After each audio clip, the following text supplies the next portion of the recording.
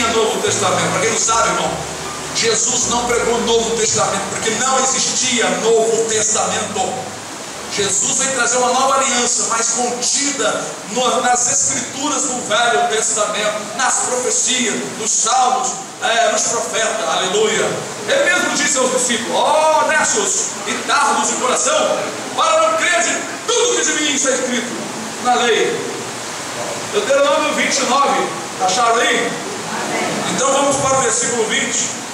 Posso ler até o 19 também. Vou ler o 19 também. E aconteça que, ouvindo as palavras desta maldição, se abençoe no seu coração, dizendo: terei paz. Ih, irmão, isso aqui eu queria pregar outro dia. Eu me ri esse versículo. Essa palavra é tremenda. Graças a Deus. Irmãos, preste atenção nesse versículo. Ô Senhor, muito obrigado. Preste atenção no que está dizendo aqui. Vê se vocês captam algo aqui nesse versículo. E aconteça que, ouvindo as palavras desta maldição, se abençoe no teu coração, dizendo: terei paz, ainda que ande conforme ao bom parecer do meu coração, para acrescentar a sede e a bebedice. Vou explicar. O Senhor não lhe quererá perdoar, mas então fumegará a ira do Senhor e o seu zelo sobre o tal homem. E toda a maldição escrita neste livro jazerá sobre ele, e o Senhor apagará seu nome debaixo do céu. Há pessoas que ouvem as exortações do Senhor, mas ficam se abençoando, profetizando mentira, profetizando bênção quando está no pecado, entendeu? O versículo 19 está falando isso. Se abençoe, para que e aconteça que, ouvindo as palavras desta maldição, se abençoe no seu coração, dizendo: terei paz.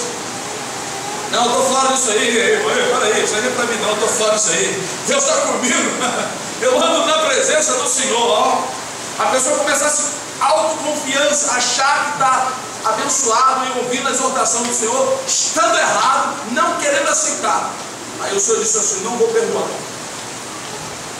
Chega a um ponto extremo que a pessoa começa no seu coração aquele sentimento, aquele pensamento de idolatria, se achando santo na presença de Deus, quando na verdade está no pecado e não quer reconhecer. Então o Senhor disse aqui que não vai perdoar. Antes para vir as maldições deste livro. Essas maldições não foram cravadas na cruz não, irmão.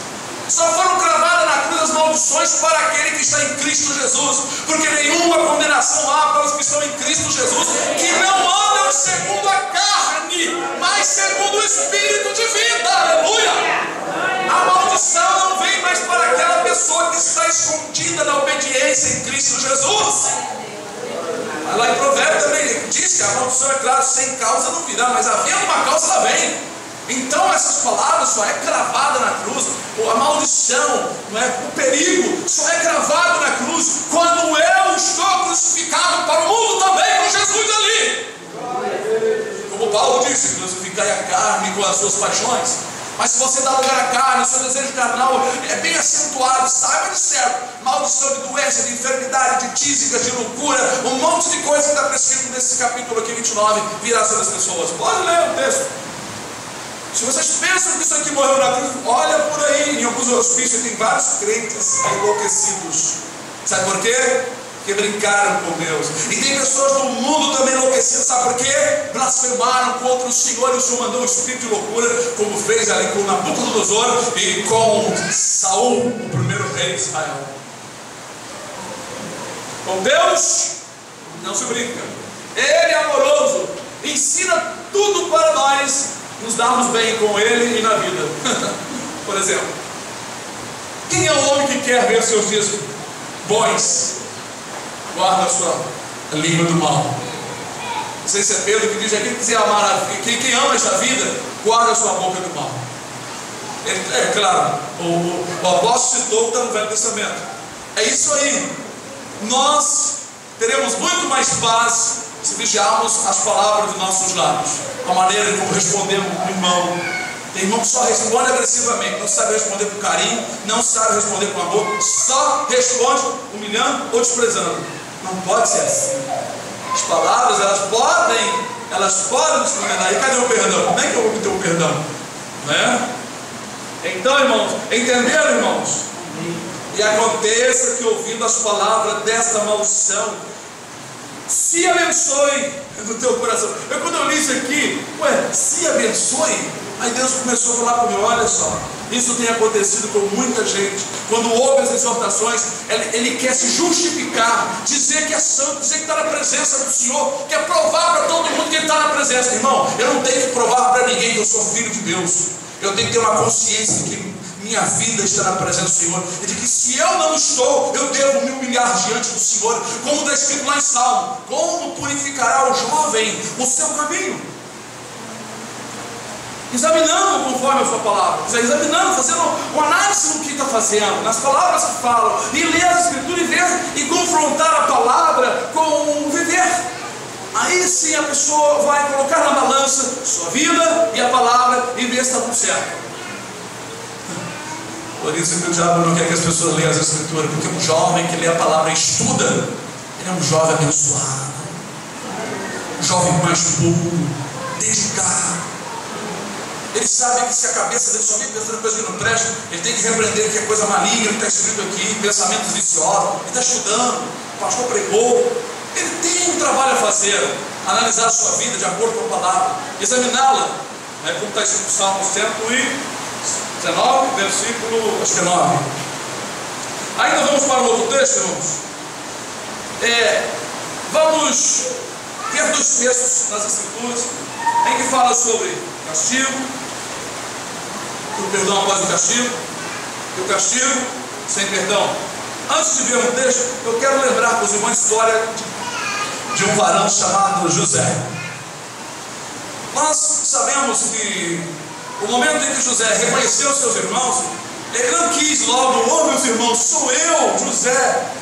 José queria, antes de dar o perdão, José queria ter a certeza que eles estavam prontos para receber o perdão. Então José fez 2 testes e eles foram aprovados, porque o tempo de mágoa, de tristeza que eles causaram ao pai deles com a mentira, eles estavam bem quebrantados. Aleluia. Toda vez que eu vejo essa história eu choro. Pode ser em desenho, pode ser em filme bíblico, pode ser eu lendo a escritura. Não sei porque eu choro. Chega nesse momento eu choro. Não sei porque eu sinto uma emoção tão forte, tão poderosa.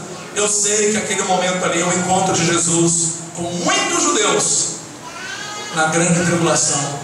Muitos judeus, quando virem que negaram o Messias e adoraram e serviram por um tempo no Senhor, acreditaram no anticristo, eles vão chorar de arrependimento. E o Senhor vai dizer para eles, quando terminar tudo, eles vêm aqui: sou eu, vosso irmão. É eu mesmo que vocês venderam. Aleluia, Senhor. Mas José queria ter certeza de que seus irmãos estavam, na verdade, arrependidos. Porque durante o período ali, Deus ausentou José, não permitiu que houvesse uma aproximação, porque haveria uma necessidade daqueles homens serem lapidados, os corações serem machucados pelo pecado que cometeram. Eles estavam preparados. Antes venderam um dos irmãos, agora no final um deles queria ficar no lugar de Benjamim, que de maneira nenhuma o irmão mais novo da casa, mesmo que fosse meio irmão dele, que era meio irmão, mas que Benjamim não ficasse ali preso, e que ele daria a vida dele por Benjamim. Aí José viu que verdadeiramente eles estavam arrependidos. Aí José chegou perto e disse: irmãos, eu sou José. Aleluia. E ali houve lágrimas, houve abraço, houve um encontro bonito, irmão. Perdão é isso, quando existe sinceridade de um lado e do outro. Perdão não é chegar aquele semblante sem sentimento nenhum, né? Eu te perdoo, me perdoa aí, tá tudo bem. Não, perdão, irmão, é abraço, perdão é lágrima, perdão é arrependimento de coração, perdão, irmãos, é humildade, sabe? Perdão é algo diferente. Glória a Deus, aleluia. Nós vamos seguir a palavra do Senhor. Ainda gostaria que os irmãos Bendito seja o nome do Senhor.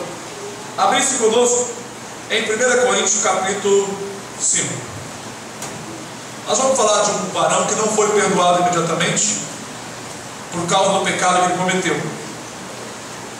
Vamos então, junto com os irmãos, examinar com atenção. Prestem atenção, irmãos. Vocês estão ligados mesmo nas passagens? Lembra da passagem que nós lemos lá em Lucas? Vocês estão lembrados? E se o teu irmão vier a ti pedindo perdoar, perdoa-lhe. 1 Coríntios capítulo 5, versículo 1 em diante, que diz: geralmente se ouve que há entre vós fornicação, e fornicação tal qual nem ainda entre os gentios, como é de haver quem abuse da mulher de seu pai. Antes de prosseguirmos, eu vou dizer uma coisa para os irmãos. Os irmãos de Corinto eram um povo estrangeiro, mas eles estavam bem doutrinados. No entanto, eles se calaram, porque o filho de um determinado irmão, um irmão também, o filho também irmão, deitou-se com a mulher de seu pai, ou seja, não era a sua mãe. Esse pecado foi tão agressivo, pior do que entre os gentios, entre as pessoas de fora. E os irmãos não fizeram nada. Estava a coisa incubada, como existe em algumas igrejas, pode até existir no nosso meio. Fornicação é o ato sexual de pessoas não casadas, que não vivem juntos, chama-se fornicação. E os fornicários não entrarão no reino dos céus.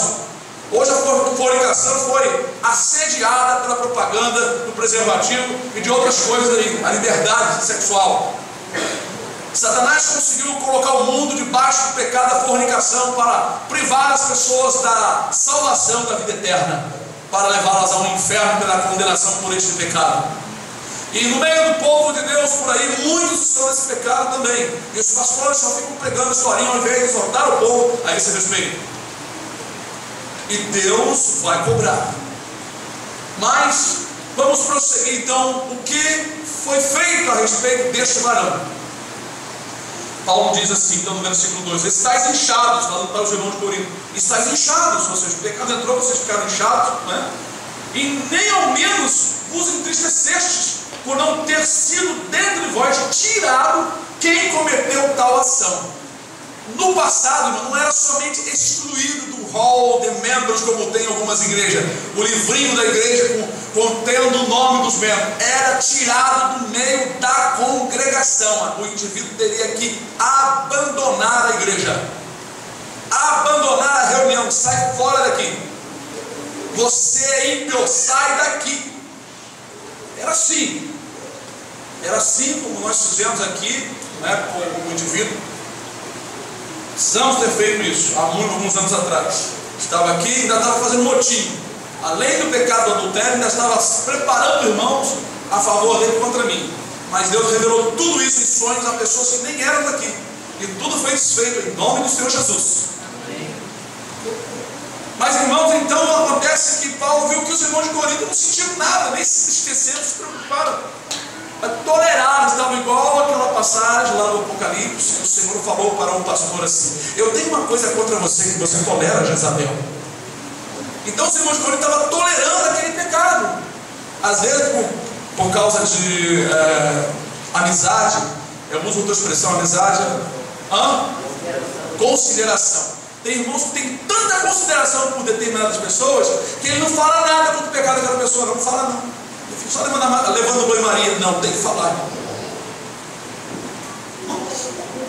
Pessoas que não querem congregar, pessoas que ficam falando muito.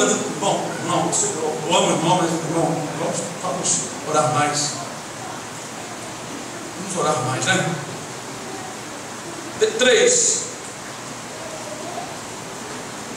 Eu, na verdade, ainda que ausente no corpo, mas presente no espírito, já determinei, como se estivesse presente, que o que tal coisa praticou em nome do Senhor Jesus Cristo, juntos, vós e o meu espírito, pelo poder de nosso Senhor Jesus Cristo, seja entregue a Satanás para a destruição da carne, para que o espírito seja salvo no dia do Senhor Jesus Cristo.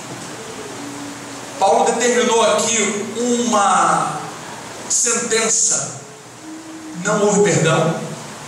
O perdão aqui não tem perdão. Aqui não tem perdão. Vocês pensam que tem que perdoar qualquer um? Muitos crentes pensam: não, tem que perdoar. Calma, não é assim não. As coisas, está escrito aqui, a palavra está escrita.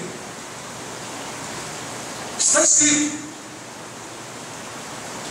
que aquele que pecar para a morte, para esse digo que não ore. Isso não é para orar nem para perdoar. Mas qual é o pecado para a morte?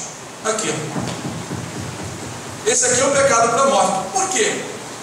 É um pecado premeditado. Aquilo tudo foi premeditado. O indivíduo foi assediado pelo diabo, foi vendo ali a sua madrasta, e chegou um determinado momento, houve uma possibilidade, a madrasta viu certamente mais novo, aquela coisa toda, o diabo pegou os dois. Então não era um pecado para ser perdoado, porque o indivíduo também não estava arrependido. A coisa ficou encoberta. Ele fez, ele comeu e não limpou o prato, deixou sujo. Então não era para ser concedido perdão. Se não era para concedido perdão, porque o pecado foi para a morte. Que morte? Morte espiritual. É aquele pecado premeditado. Sabe aquele pecado que a pessoa vem e conversa com você e de repente sai uma discussão e você sem querer, ou na ira, não vigiou e soltou uma palavra, e aquele pecado ali não é pecado para a morte. No entanto, não se deve colocar ele debaixo do sol. O pecado para a morte, para não orar, que a Escritura nos ensina pelos apóstolos, é esse aqui, que na verdade foi premeditado. Paulo viu e sentiu a coisa de perto. Foi premeditado, foi feito pecado, os irmãos não ligaram e o indivíduo continuou no culto, encobertamente, sem arrependimento, sem nada, com a cara limpa. Aí foi entregue a Satanás. Quer ver? Esse indivíduo aqui, irmão, o diabo amarrotou a vida dele. Paulo falou em nome de Jesus. Ele não deu perdão, não tem perdão aqui não. É em nome do Senhor Jesus. Que o que tal cometeu tal coisa, junto meu espírito e vós, que em nome do Senhor Jesus seja entregue a Satanás para a destruição da carne, para ser salvo. Paulo não queria, na verdade, que ele fosse para o inferno, mas queria que realmente houvesse, então, uma aflição. Agora, veja bem o que aconteceu. Abra aí em 2 Coríntios 2, 7. Isso é muito bom se guardar nessas passagens, tá? Eu já estudei isso com os irmãos há muito tempo, mas vamos de novo aqui relembrar. Vou ler o versículo 5 em diante. Porque se alguém me contristou, não me contristou a mim, senão em parte, para vos não sobrecarregar a vós todos. Basta-lhe ao tal esta repreensão. Está falando do indivíduo que pecou, aquele que não leu. Basta-lhe ao tal esta repreensão feita por muitos, de maneira que, pelo contrário, deveis antes perdoar-lhe e consolá-lo, para que o tal não seja de modo algum devorado de demasiada tristeza. Pelo que vos rogo que confirmeis para com ele o vosso amor. Ele já tinha padecido, só que ficou um extremo tão grande que Paulo viu que os coríntios também não queriam mais perdoar. Aí Paulo escreveu essa carta para que aquele indivíduo não fosse devorado de demasiada tristeza, confirmasse com ele o amor e perdoasse ele. Vamos lá. E para isso vos escrevi também, para por esta prova saber se sois obedientes em tudo. E a quem perdoares alguma coisa, também eu, veja bem que é uma concordância de perdão.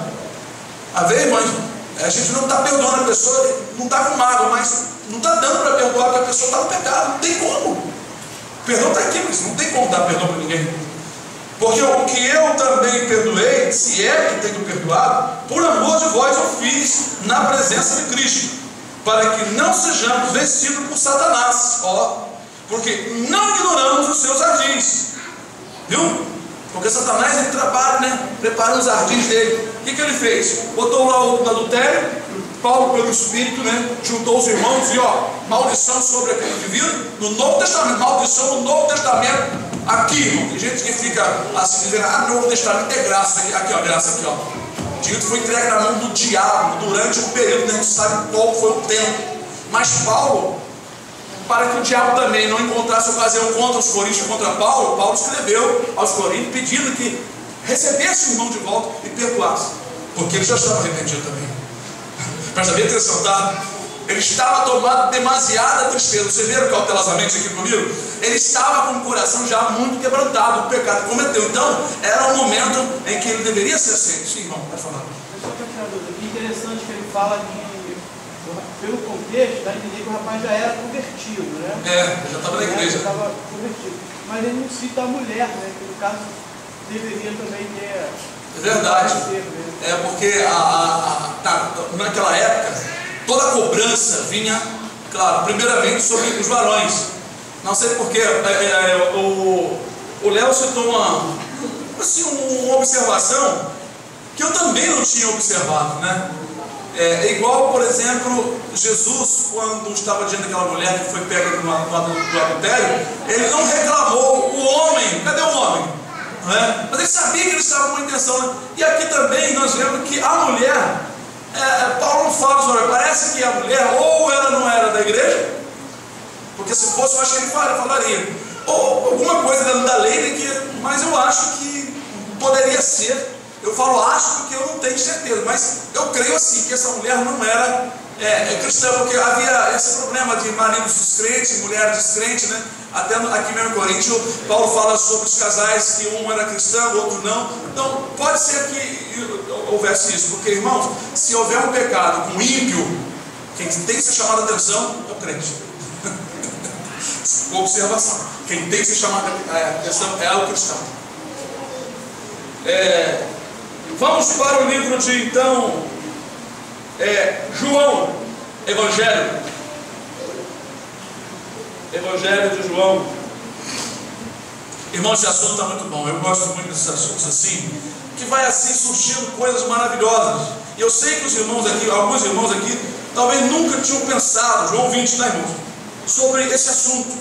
Agora, irmãos, nós vamos falar sobre a confirmação mais uma vez. Nós vemos em Coríntios que o perdão foi retido, não vemos? Foi retido ou não foi, irmãos? Foi. Eu estou incutindo na cabeça de vocês que foi retido. Foi retido porque na verdade o indivíduo não estava arrependido. Paulo achou um absurdo aquilo e teve que ser disciplinado. E foi uma disciplina terrível, porque a pessoa foi entregue nas mãos de Satanás. Satanás assolou aquela pessoa. Uma vez eu fiz isso, pedi ao Senhor para Deus permitir alguém ser assolado. Rapaz, a coisa ficou feia, hein? Irmãos, João 20, todos acharam aí? Amém. Versículo 19 em diante, que diz: chegada após a tarde daquele dia, o primeiro da semana, e fechadas as portas onde os discípulos, com medo dos judeus, se tinham ajuntado, chegou Jesus e pôs-se no meio, disse-lhes: paz seja convosco. E dizendo isto, mostrou-lhe as suas mãos e o lado, de sorte que os discípulos se alegraram vendo o Senhor. Disse-lhe, pois, Jesus outra vez: paz seja convosco. Assim como o Pai me enviou, também eu os envio a vós. E havendo dito isto, assoprou sobre os discípulos e disse-lhe: recebei o Espírito Santo. E a graça que estava repousando sobre os discípulos. Aqueles a quem perdoardes os pecados, lhes são perdoados. E aqueles a quem retiverdes o perdão, lhes serão retidos. O que vocês entenderam aqui, irmãos, nesse versículo? O que vocês entenderam? Jesus, o irmão disse aí, certo? Jesus deu autoridade ao discípulo de perdoar e de deixar de perdoar. E agora? Foi só para os discípulos isso? Mas como isso acontece? Como isso funciona? Nós em espírito percebemos quando o Espírito Santo não está querendo dar o perdão para cada pessoa, como diz aí um ditado do mundo, eu vou usar, né? Não gosto, mas eu vou usar, com a maior cara limpa. como se nada tivesse acontecido, essa pessoa não é digna de perdão. Acabou. Pode, quem quiser vir conversar, debater comigo, está aqui nas Escrituras. Não é interpretação não, irmãos, está bem claro, vocês podem ver. Não sei, nas outras Bíblias que tem uma tradução diferente, Jesus deu autoridade aos discípulos de perdoar e de reter o perdão. Tal autoridade veio sobre eles. Vocês podem lembrar em Atos dos Apóstolos, no capítulo 5, quando Ananias e Safira, querendo aparecer, usaram mentira. Venderam uma propriedade, disseram que venderam por menos para ficar com o restante do dinheiro. Pedro não estava cobrando nada a ninguém, como estão fazendo essas igrejas hoje. Os discípulos não estavam lançando campanha nenhuma de dinheiro para dizer para as pessoas que elas iam ficar ricas se dessem mais para a igreja. Apenas o amor envolveu o povo e ninguém dizia que o que tinha era seu, porque repartia, os discípulos também repartiam. Davam às viúvas que verdadeiramente eram viúvas, como Paulo escreveu, acima de 60 anos, que não tivesse parente para cuidar e tivesse feito boas obras, porque viúvas paroleiras não era atendida não. Você vai atender a mulher por aí que anda para baixo para cima querendo casar, andando de roupinha curta e vindo para a igreja querendo receber bênção da igreja. Essas pessoas não eram atendidas na época do Senhor, não. Esse negócio de sociedade, de movimento filantrópico dentro das igrejas, esse negócio de fazer bolsas de compra para dar para as pessoas que não querem nada com Jesus e vivem no pecado, não querem na verdade saber nada. O Senhor não aceita isso não. Somente é para as pessoas que estão realmente famintas, que estão com fome e estão na humildade. Irmãos Araújo conhecia um indivíduo que tinha uma loja de material de construção, ele faleceu. Eu fui lá ver, ele fazia todo final de semana uma baita sopa carregada de carnes e legumes muito nutritiva. Até eu comi. Ia para Niterói, naquela rua principal de Niterói, parava o carro ali de noitinha ali, e as pessoas já faziam fila. Gente que trabalhava de porteiro, um monte de afeminado, gente na prostituição, um monte de gente gastou seu dinheiro na droga, na prostituição, no vício, não tinha dinheiro para comer, mas quando chegava todo sábado ali, ou todo sábado, um dia da semana, não lembro, sexta-feira, aquela fila de gente para comer, um monte de gente, tudo errado. Alguns eram necessitados, como por exemplo, alguns mendigos, coisa e tal, mas um monte de gente desconcertados. Então a Escritura, ela nos ensina que se o teu inimigo tiver fome, isso quer dizer uma necessidade na vida de uma pessoa que seja teu inimigo. Jesus disse, dá a ele de comer. Agora uma pessoa que não quer trabalhar, que vive nas costas dos outros, o que a doutrina bíblica fala? Aquele que não trabalha, não coma também. A Bíblia é certa, irmão. A Bíblia não manda você fazer as coisas demasiadamente, não. Vou dar para todo mundo, vou comprar um caminhão de compra, vou dar para todo mundo. A Bíblia não ensina isso não. Isso aí é coisa para os outros querendo se aparecer. A Escritura é muito correta. A Bíblia diz que Jesus não curou todo mundo. Diz que no tempo do profeta Elias, não é? Havia muitas viúvas em Jerusalém, mas ele só foi enviado a uma viúva estrangeira de Serepta de Sidom para abençoá-la. As outras ficaram lá. Por que Deus não salvou suas filhas viúvas? Havia no tempo do profeta Eliseu, disse Jesus é que citou isso, tá? Havia muitos leprosos no tempo do profeta Eliseu. Deus não levou Eliseu para curar nenhum leproso de Jerusalém, mas um leproso de fora, um general do exército da Síria, Naamã. Este homem recebeu a bênção, assim mesmo quase que perde, mas Deus abençoou este homem. O resto que estavam em Jerusalém não foram abençoados. Aí você faz a pergunta, por quê? Por quê? Porque Deus não quer abençoar todos. Porque Deus não quer curar a todos. Porque Deus não quer abrir a porta para todos. Lembra dos 10 leprosos? Ele curou os 10. O que aconteceu com 9? O cara alegre foram embora. Só um voltou para agradecer. Jesus disse, está escrito lá, e esse era estrangeiro. Então, voltando para Atos capítulo 5, nós vemos que o perdão ele foi retido. Quando veio Ananias e deu-lhe a quantia, Pedro falou, Ananias, por que encheu Satanás do teu coração para mentir diante de Deus? Tu não mentiste diante do Espírito Santo, né? Tu não mentiste aos homens, mas mentiste a Deus. Guardando para ti, não era teu? Era seu. Por causa da ganância e da mentira, o homem caiu morto no chão. O que aconteceu naquele momento? O perdão foi retido, conforme está registrado aqui em João, capítulo 20, né? Aqui, versículo 23. A quem perdoardes os pecados, lhes são perdoados.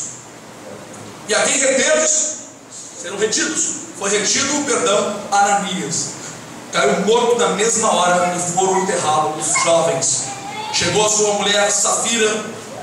Pedro fez a pergunta: é por tal preço que vendeste a herança? Para ver se ela pelo menos temesse e falasse a verdade.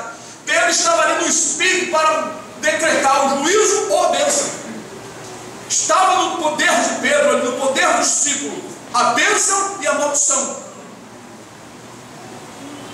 Ela foi e concordou e disse: portanto, porque tu e teu marido se consertaste para mentir. Aí os pés que levaram teu marido também vão levar a você. Ó, os dois foram para o inferno.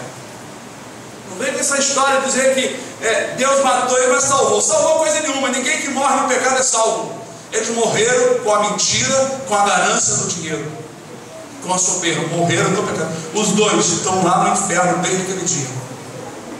O perdão foi retido. Então, irmãos, o perdão pode ser retido. O perdão pode ser retido. Se alguém permanece no pecado, oculto, não se arrepende e coloca a língua da alma de cristão por aí, irmãos, vai se ver com Deus. A cobrança é alta. É um perigo muito grande. Mas em compensação, por outro lado, a qualquer que se arrepender, o perdão é concedido imediatamente. Você pode estar debaixo do carro ali consertando seu carro, ou andando na rua, ou capinando, e ali veio aquele arrependimento no seu coração, algo que você não fez para Deus, e você lhe pede o perdão, faz em você, imediatamente Deus te dá o perdão. Irmãos, o perdão ele é concedido mediante a uma observação do próprio Senhor, quando Ele olha o coração e vê um coração quebrantado e contrito. Lá em Isaías 66 diz, versículo 1 e 2: ao coração quebrantado e contrito não desprezará o Senhor. Aleluia. Então, irmãos, Ele olha para o coração, como o Senhor falou para Samuel, quando Samuel foi na casa de Jessé, escolheu um filho para ser rei no lugar de Saul. Então, quando o filho mais velho, primogênito, apareceu diante de Samuel, e era um homem tão bonito, grande, aletoso, e Samuel no seu coração disse assim, né: certamente está aí o rei de Israel. Mas logo veio a palavra do Senhor para ele, dizer assim: não atente para a sua aparência, porque eu tenho rejeitado. Porque o Senhor não vê como vê o homem, porque o homem vê o que está diante dos seus olhos, mas o Senhor, Ele olha para o coração. Mas quando Ele fala assim, que Ele olha para o coração, significa que Deus ele vai te sondar, Ele vai pesquisar a sua vida rapidamente. É igual o computador, né? É quando as autoridades querem saber o que você faz no seu computador, Ele faz outra coisa, você pegar seu HD. Ali Ele sabe tudo, até as coisas que você apagou, Ele vai botar tudo para fora de novo. Você sabe, né? HD nunca se apaga, né? A gente pensa que apaga, né? Esses programas aí que traz tudo que você fez, tudo, desde que o HD foi virgem. Então, Deus também tem lá no céu o seu poder. Ele faz uma averiguação no seu coração de tudo. Se você está com sentimento, se o seu coração está quebrantado, se o seu coração perdoou, se você está pronto mesmo, então te concede perdão, te concede bênção, te concede alegria, te concede paz, te concede resposta, proteção, amor, salvação, vida eterna. Aleluia. Bom, né, irmãos? Às vezes a pessoa olha para a gente e julga a gente pela aparência, mas o Senhor olha para o coração de vocês. Que Deus abençoe em nome do Senhor Jesus.